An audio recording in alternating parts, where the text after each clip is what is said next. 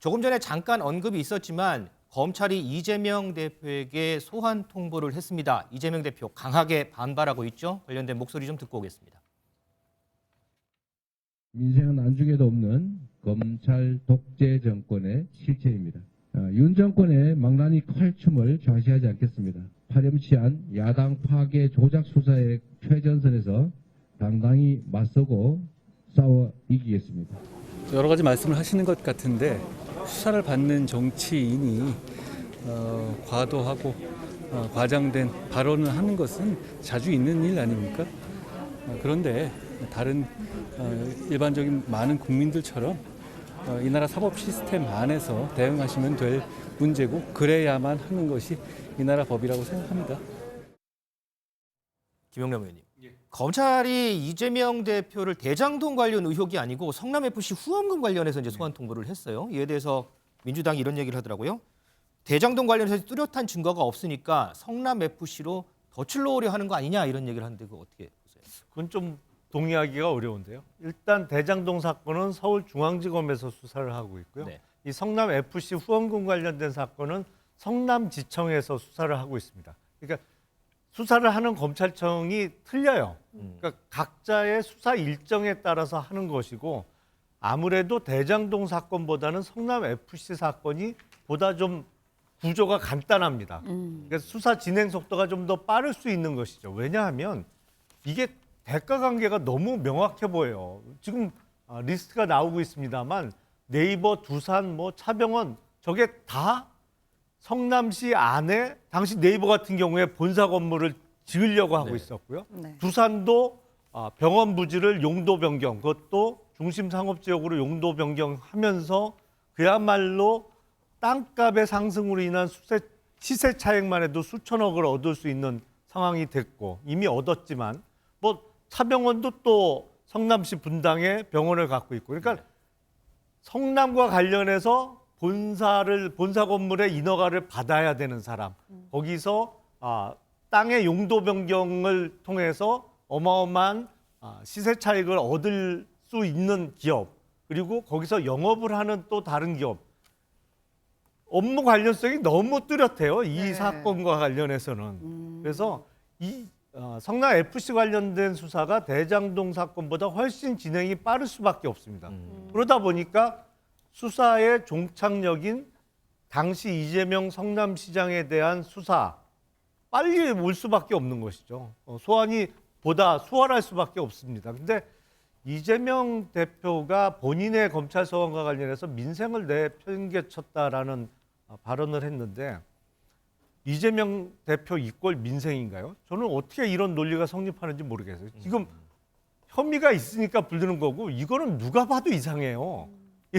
성남 안에서 성남시 내에서 사업을 하는 기업들로부터 합쳐서 40억, 50억씩 해서 수백억을 걷어들였는데 이거를 야당 대표라고 해서 수사 안 하고 덮어요? 그런 법치 국가가 어디 있어요?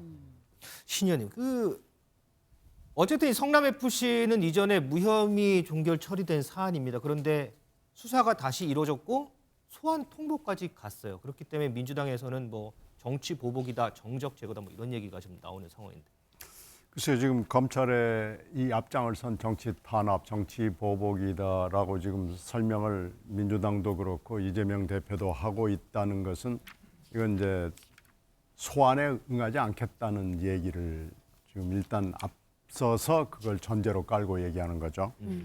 그리고 무혐의 사건을 다시 털려면은 새로운 증거가 나와야 되니까요. 검찰이 지금 압수수색을 이어서 했습니다만은 새로운 증거가 나왔다는 얘기는 공식으로는 지금 없습니다. 네. 근데 단독 보도를 통해서 언론을 보면은 뭔가 강요에 의한 새로운 증거가 나왔다. 강요에 대한 것이 추가로 나왔다. 그러면서 지금까지는 두산건설만 했는데 두산건설 이외에 다른 기업에서 뭐가 나왔다 하는 얘기는 흘러나와요. 네. 근데 지금 새로운 증거로 강요가 만약에 나왔다 그러면 그건 이제 얘기가 좀 다른 거고요.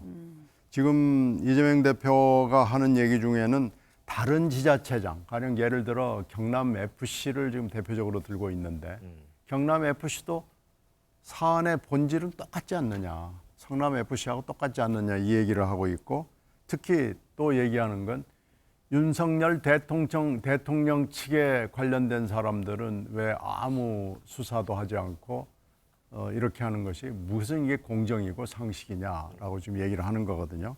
이렇게 쭉 지금 얘기를 하고 있는 것은 그 사이에 양론이 다 있었어요. 네. 소환을 하면 가자. 네. 그 소환을 하는데 왜 가냐? 이건 정치 탄압이다라는 게 있었는데 지금 얘기가 그쪽으로 자꾸 흘러들어가는 것은 소환에 응하지 않겠다는 논리가 우세해진 것이고요. 그리고 성남 FC가 지금 덜커덕 연말 안에 나온 걸로 봐서는 지난번에 선거법 수사 그 허위 사실 공표를 할 때처럼 통합으로 소환을 해서 통합으로 사건을 처리하겠다는 얘기를 검찰이 안 하는 겁니다. 이제는 각각 개별로 복수로 소환을 하겠다라는 거죠. 이렇게 되면은 체포동의안이 만약에 나온다 그러면은요. 이제 3번 소환이 협상이 결렬되거나 불응을 하면은 네. 체포동의안을 할 수 있는 근거는 생기거든요. 법적 근거가 생기는 겁니다. 증거인멸 내지는 도주 우려라는 그 법적 근거를 검찰이 갖게 되는 거죠. 네. 그렇게 될 경우에는 복수의 개별 체포동의안도 가능하다는 것을 검찰이 지금 보여주는 겁니다. 카드를. 그래서 이게 지금 심각한 상황으로 점점 들어가고 있다는 걸로 보이기 때문에 소환에 불응하겠다는 결론을 내린 것이 지금 거의 분명해 보이는데요. 이것이 과연 잘한 것인지 못한 것인지 저는 좀 판단을 잘 못하겠습니다. 하여튼 근데 상황은 연시로 가면서 굉장히 어렵고 복잡해지고 난해한 국면으로 들어섰다 이렇게 보입니다. 네. 이런 가운데 또 유동규 전 본부장은 연일 폭로전을 이어가고 있거든요. 관련해서 준비된 영상 보고 얘기 계속 이어가겠습니다. 민주당에서 어제 SBS 보도와 관련해가지고 부부장님의 일방적인 주장이라고 얘기를 하는데 아, 너무 웃깁니다. 예. 정말 그 양심이 조금이라도 있는지 모르겠는데 그 양심을 떠났어요. 그거 부분에서 제가 자세히 말씀드릴 수 있습니다. 아주 세세하게. 경험한 일이니까. 예. 다음에 또 그러시면은 제가 어떻게 만났고 어디서 만났고 그다음에 몇 번을 만났고 제가 낱낱이 말씀드리겠습니다. 네, 대장동 이슈와 관련해서도 새로운 얘기들이 계속 나오고 있는데요. 김영남 의원님, 이 대표 측에서는 유 전 본부장이 그동안 2014년부터 어떤 정치 선거 캠프에도 참여한 적이 없다. 이렇게 얘기를 하고 있고 또 유 전 본부장 측에서는 본인이 이 대표의 대통령 당선을 대비하기 위해서 막 인문들까지 물색했다. 이렇게 아주 중요한 역할을 해왔다라고까지 얘기를 하고 있거든요. 이거 누구 말이 맞다고 봐야 되는 건가요? 근데 유동규 전 본부장이 어떠한 선거 캠프에도 관여한 바가 없다라는 것은 조금 믿기지가 않는데요. 왜냐하면 그게 이재명 당시 성남시장이 그 재선에 도전할 때도 다니던 직장을 그만두고 다시 재선한 다음에 더 좋은 자리로 옮겨갔고요. 그리고 제 기억으로는 이재명 성남시장이 경기도지사 선거를 출마했을 때도 다니던 직장을 그만두고 그리고 이재명 경기도지사의 당선 이후에 그때 경기관광공사 사장으로 갔던 거 아닌가요?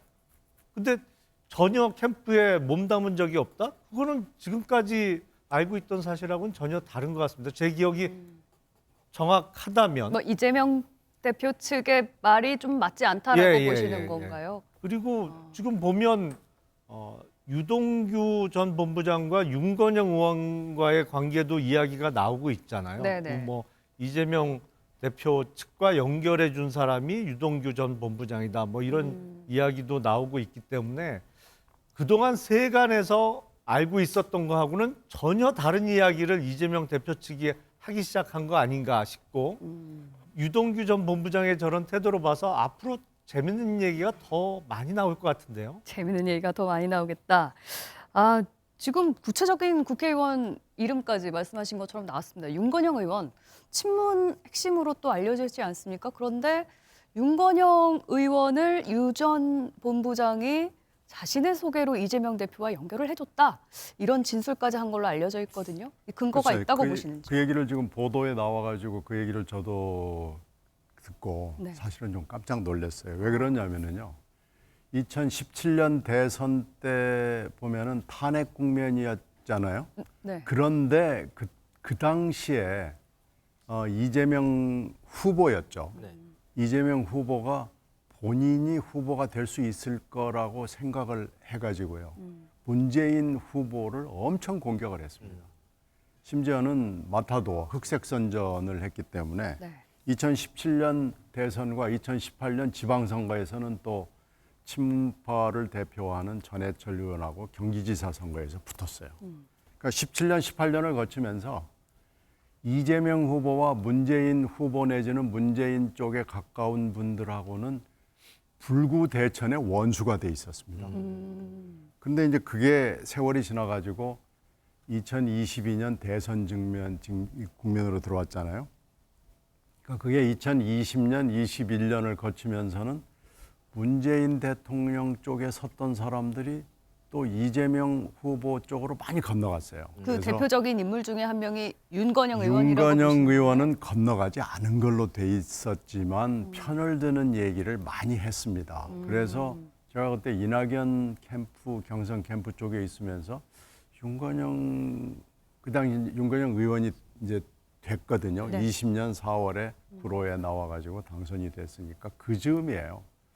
그 윤건영 의원이 이제 그 의원이 된 이후에 왜 그럴까라는 것을 이낙연 캠프 쪽에 있는 사람들이 계속 문제 제기를 했습니다. 모두 좀 의아해했었던 거군요. 무슨 이유로 그럴까? 이 불구대천의 원수지간인데 왜 문재인 대통령의 복심 중에 복심이라고 하는 윤건영이라는 의원이 네. 왜 그럴까? 그 직전까지 국정상황실장을 하다가 바로 옷을 벗고 나와서 출마를 했거든요. 네. 그러니까 문 대통령의 마음을 제일 잘 읽는 사람을 딱 한두 사람만 대라 그러면은 김경수 네. 지사하고 윤건영 의원이거든요. 네. 그래서 왜 그럴까 의심을 했는데 저는 저 얘기를 그저께 밤에 보도 나오는 내용을 듣고 좀 이해는 되더라고요.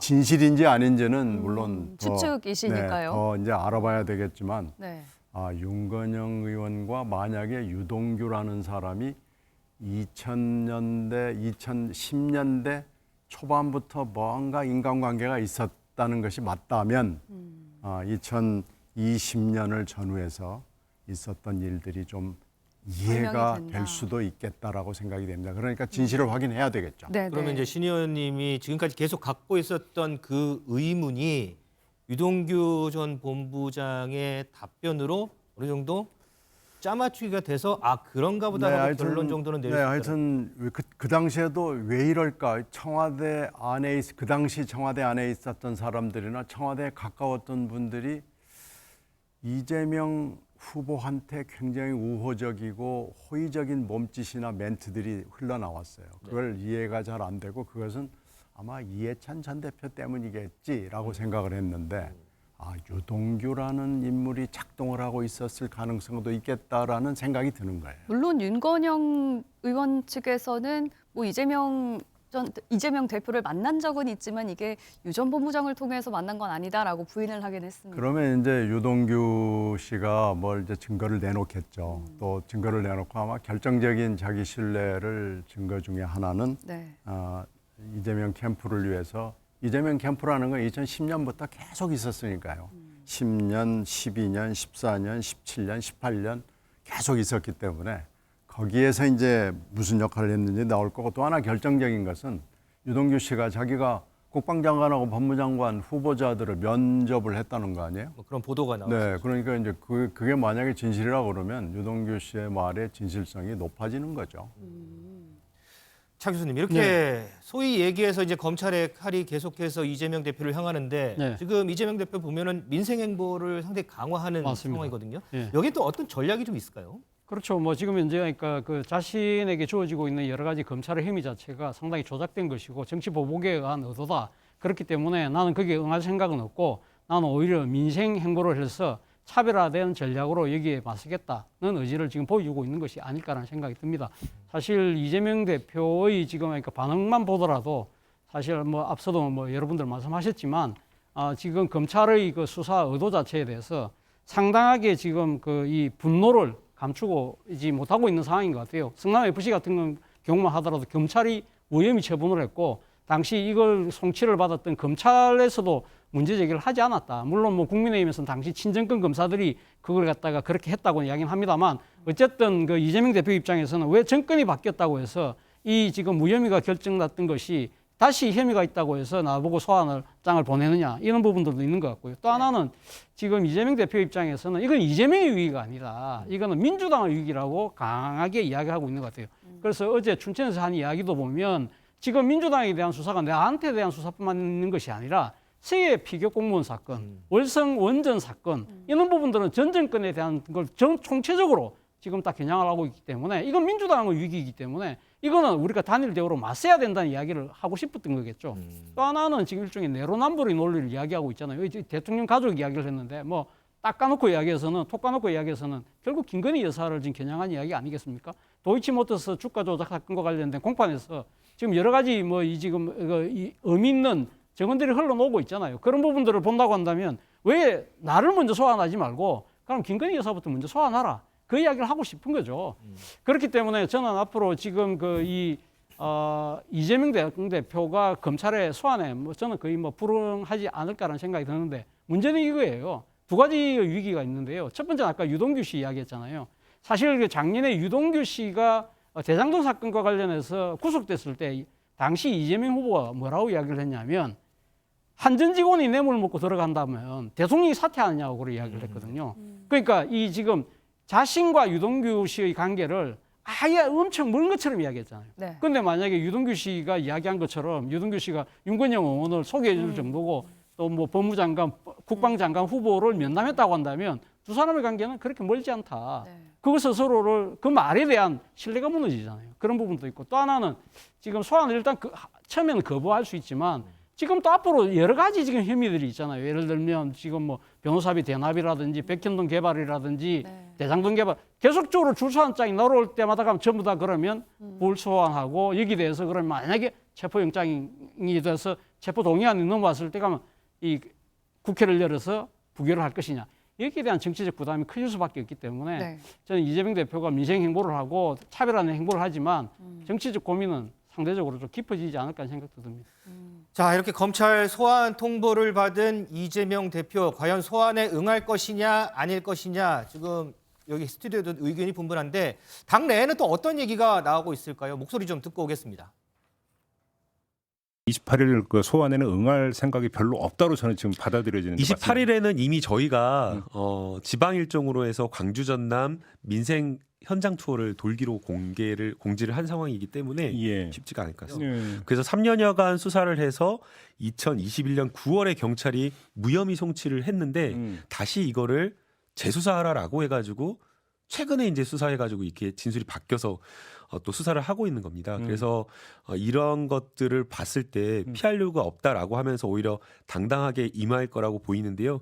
네, 이후에도 저는 불응할 거라고 보고요. 또 그렇게 하는 것이 이 지금 수사의 본질인 야당 탄압에 맞서는 이재명의 길을 당당히 가는 거라고 생각합니다. 아마 그렇게 갈 겁니다. 아, 교감을 좀 하셨어요? 그 부분에 대해서 소환에 논의를 불응할 것이다. 예, 예. 거기에 500원 걸어도 되실 겁니다.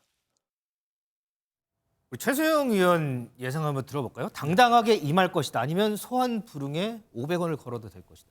저는 당연히 소환에 응하지 않을 거라고 봐요. 벌써 김남국 의원이 얘기했잖아요. 우리는 지방 갑니다. 지방 가니까 못 갑니다라는 얘기를 하는 것 같은데 저는 김남국 의원 말 중에 저 굉장히 그 사실 왜곡 관계가 있어서 제가 좀 지적드리고 싶은 게 네. 3년간 수사를 했다 그랬잖아요. 3년간 수사를 안 했어요. 그게 이제 서면 조사만 받고 불송치 결정을 내린 겁니다. 그런데 이게 사실은 이 사건이 왜 있었느냐면 2018년에 당시 김영환 경기도지사가 고발한 사건이거든요. 근데 이 3년간 묶여 있다가 이게 어디서 다시 됐냐? 이 고발인 조사가 이루어지니까 다시 경찰서가 받아가지고 이것을 이제 검찰 송치해서 올 9월에 시작됐고 그 과정에서 작년 올해 2월에 박은정 지청장이 이거 수사해야 된다고 얘기하는 차장검사의 의견을 계속 묵살하니까 사표를 냈던 사건까지 있었어요. 그러니까 수사를 안 한 거죠. 수사를 했는데 안 나온 게 아니라 정말 그래서 제대로 수사한 건 4개월밖에 안 된 건데 근데 저걸 가지고 3년간 탈탈 털었는데 안 나온 걸 검찰이 억지 수사한다? 그래서 저는 이제 그거에 대해서 좀 사실관계를 바로잡아 드리는 거고 또 하나는 말씀하신 것 이재명 대표가 앞으로 대쌍성이라고 우리가 얘기하잖아요. 대장동, 쌍방울, 그다음에 성남 FC. 이게 이제 소환장들이 계속 날라오는데 서너 번 계속 불응하면 체포영장 날라올 수도 있잖아요. 이제 이런 과정을 통해서 저는 이재명 대표가 이번에 한 번 나가면 다음에도 나가야 되고 또 다다음에도 나가야 되고 제가 보기에 이거는 자기가 포털라인에 쓰는 게 얼마나 불리하게 이미지 정치에 작용할지는 너무도 잘 아는 이재명 대표이기 때문에 네. 저는 안 하면서 이것을 방어막을 치고 방탄민주당으로 하는데 서해 피격 사건이나 다른 사건들은 저는 정책에 대한 문제고 판단에 대한 문제니까 저는 민주당이 방어할 수도 있다고 봅니다. 네. 그러나 이거는 이재명 대표 사건이에요. 이재명 대표가 성남시장에 재임 당시 유가 관련된 사건인데 왜 이거는 민주당이 다 일사불란한 대오로 대응해야 된다고 얘기를 하는 겁니까? 저는 이거 자체도 사실은 논리가 안 맞는 말이고 해서 이재명 대표는 이렇게 물타기를 하고 민주당이 방어막을 쳐줘야 된다고 자꾸 이제 엄호를 하면서 흘러가다가 어느 시기에는 한 번쯤은 그 본인이 판단하도 되는 시점에 아마 소환에 응하겠죠. 저는 그런 가능성으로 갈 가능성이 매우 크다고 봅니다. 네. 이재명 대표의 사법 리스크 외에 민주당에서는 안 좋은 이슈가 또 있는데요. 이태원 참사 당일에 의사 출신인 민주당의 신영영 의원이 닥터카, 그러니까 긴급 출동 차량을 직접 불러서 탑승한 것으로 알려져서 또 논란이 일고 있습니다. 김용남 의원님, 이거 뭐 갑질 때문에 골든타임 놓친 거 아니냐 많이 비판 나오고 있어요. 어떻게 보세요? 그 이태원 참사와 관련해서 그 어떤 국가적인 재난 내지 참사를 정치적으로 이용한다 그래서 재난의 정치화라는 말이 나왔었죠. 그런데 네. 신현영 의원의 이 행위는 뭐 갑질이라고 표현할 수도 있습니다만 이제는 급기야 재난을 자기 어떤 사진 촬영을 위한 소품으로 이용한다 그래서 재난의 소품화라는 말이 나오기 시작했어요. 이 행위와 관련해서는. 저 행위는 분명히 의사로서 저 현장에 간 거는 아닌 것으로 보입니다. 왜냐하면 의사라면 얼마나 빨리 닥터카가 현장에 도착하는 게 중요한지를 알고 네. 더군다나 자기가 그 현장에 도착한 이후에 뭔가 했어야죠. 근데 아무리 봐도 한 거는 재난 현장에서 사진 찍어서 자기 SNS에 올리면서 홍보한 거 외에는 특별히 한 일이 안 보여요. 그마저도 현장에는 한 15분 정도 있다가 간 그러니까요. 것으로 알려졌죠. 아니 그러니까 사진 찍으러 간 거고 사진 찍고 온 거예요. 네. 그러니까 글쎄요, 이게 재난과 관련해서 뭐 그게 정쟁의 도구로 삼느냐 마느냐 아니면 이게 정쟁을 위한 게 아니고 앞으로 보다 제도 개선과 그리고 그 희생자의 유가족의 아픔을 같이 하기 위한 행위다라고 그동안 계속 주장을 해왔습니다만 적어도 신현영 의원의 행위는 그런 어떤 주장이 도저히 먹히지 않을 전후 사정이 다 드러났다고 보입니다. 그러니까 글쎄 재난을 이용해서 얼마나 자기 정치를 하려고 했는지가 여지없이 좀 드러난 상황이 아닌가 싶어요. 네. 민주당에서도 이 사안에 대해서는 크게 하실 말씀이 없으실 것 같긴 합니다만 이거 뭐 국조위원 사퇴는 했습니다만 의원직도 내려놔야 되는 거 아니냐 이런 목소리까지 나오고 있거든요. 글쎄 뭐 악재죠. 그리고 이 비례 영입 1호입니다. 네. 1번입니다. 그래서 지금 현재 그 사이 코로나 사태와 전국에서 굉장히 중요한 역할을 많이 했고요. 네. 방송 출연도 많이 했고 여러 가지 위급한 상황에서 긴급한 조치를 잘 해줘서 민주당의 위상을 높여준 것도 맞습니다. 그러나 이번에 쭉 있었던 여러 가지 문제들, 이동에 있어서 여러 가지 문제들 그리고 재난 참사 현장에서의 잘못된 행동 그리고 그 뒤에 방송 출연에서 또 여러 가지 그것을 과장해서 부풀린 것 등등해서 변명의 여지가 없습니다. 그래서 제 생각에는 진솔하게 일단 이 모든 거에 대해서 밝히고 빨리 사과를 해야 됩니다. 사과는 본인이 직접 즉각적으로 진솔하고 단순하게 하는 것이 원칙이거든요. 네. 그렇게 사과를 하고요. 지금 본인이 아마 지금 지역구를 여기저기 지금 아마 생각을 하고 있을 텐데 그런 걸 포함해서 정치적 거취는 결정을 해야 되고요. 현재 의원직 사퇴까지 얘기하는 것은 뭐 저는 꼭 필요치는 않다고 생각합니다. 다만 이태원 사태의 본질은 아니잖아요. 신현영 의원이 사고를 낸 거죠. 근데 신현영 의원을 증인으로 하고 뭐 남편도 증인으로 해야 된다고 그래서 이태원 사태를 둘러싼 국조를 자꾸 질질질 끌게 하는 것은 저는 국힘당이 잘못하는 거라고 생각합니다. 이태원 사태의 본질을 신현영 의원이 일으킨 건 아니잖아요. 거기에는 가담한 바가 없거든요. 그러니까 그것과 국조와는 좀 분리해서 대응을 해줬으면 좋겠습니다.